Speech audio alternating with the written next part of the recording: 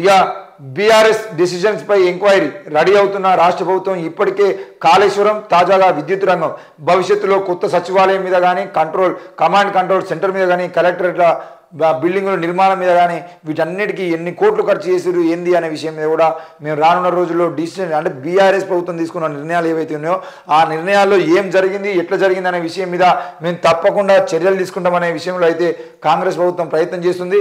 ఎందుకంటే కాళేశ్వరం ప్రాజెక్టు సంబంధించిన విషయంలో కాళేశ్వరం కుంగిపోవడానికి కారణము బీఆర్ఎస్ ప్రభుత్వము, దాంతోపాటు ఎల్ఎన్టీ సంస్థ దానికి 1,00,000 కోట్లు కట్టి నిర్మాణం చేస్తే కనీసం 2 ఏళ్లకే అది కుంగిపోతూ ఉంది. దాని భారం బాధ్యత మొత్తం ఎల్ఎన్టీ చేయాలని చెప్పేసి నిర్ణయం తీసుకోవడం జరిగింది.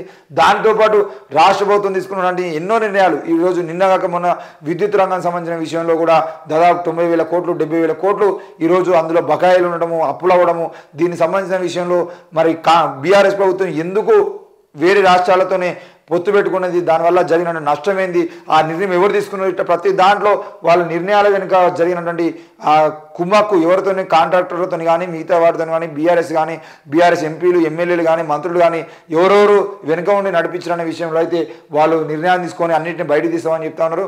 మరి ప్రతి జిల్లాలో కలెక్టరేట్ బిల్డింగ్లు కట్టారు. బిల్డింగ్లు కట్టడం అనేది ముఖ్యమే.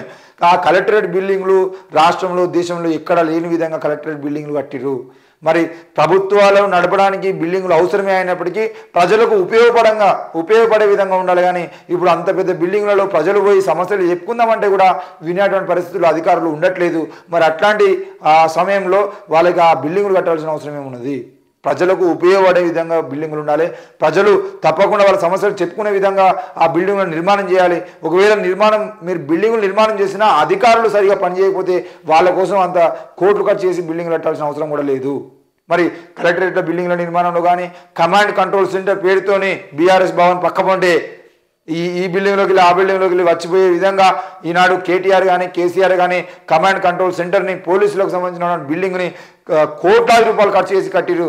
మరి ఎవరి మీద నిఘా పెట్టడం కోసం, ఎవరి ఫోన్లను ట్యాపింగ్ చేయడం కోసం ఇన్ని రోజుల పాటు కమాండ్ కంట్రోల్ సెంటర్లో ఏం జరిగింది, ఎవరెవరిని అందులో విచారణ చేసిరు, ఎవరి విచారణ కోసం మొత్తం ఈ కమాండ్ కంట్రోల్ సెంటర్ పేరుతోని రాష్ట్రంలో ఉన్నటువంటి ప్రజలందరికీ సంబంధించినటువంటి ఫోన్లను కానీ లేదంటే ఎవరెవరు ఏ విషయాల్లో ఎక్కడికి పోతున్నారు, ఏం చేస్తున్నారు అని చెప్పేసి ఏదైనా కేసు దొరికింది అని అంటే ఆ కేసుకు సంబంధించిన విషయాలు వివరాలన్నింటినీ కమాండ్ కంట్రోల్ సెంటర్కి పంపిస్తే వాళ్ళ పూర్తి బయోడేటాతో మొత్తాన్ని చట్ట విరుద్ధంగా కూడా చేస్తున్న కార్యక్రమాలు కమాండ్ కంట్రోల్ సెంటర్ ద్వారా చేస్తూ ఉన్నారు. మరి ఈరోజు కమాండ్ కంట్రోల్ సెంటర్ నిర్మాణం చేయాల్సిన అవసరం ఏమొచ్చింది? మరి పోలీసుల కోసం అన్ని 1,000 కోట్లు ఖర్చు చేసి ఇప్పటికే పోలీసుల కోసమే ఉద్యోగాల నోటిఫికేషన్లు కూడా కానిస్టేబుల్ ఉద్యోగాల నోటిఫికేషన్లు చేసుకుంటూ మరి పోలీసు నిర్మాణాన్ని అంత పటిష్టంగా చేసుకోవాల్సిన అవసరం కేసీఆర్కి ఏమొచ్చింది అనే విషయం మీద కూడా వాళ్ళు నిర్ణయం అయితే తీసుకొని వాటన్నిటి మీద ఎంక్వైరీ చేస్తామని చెప్పేసి చెప్తా ఉన్నారు.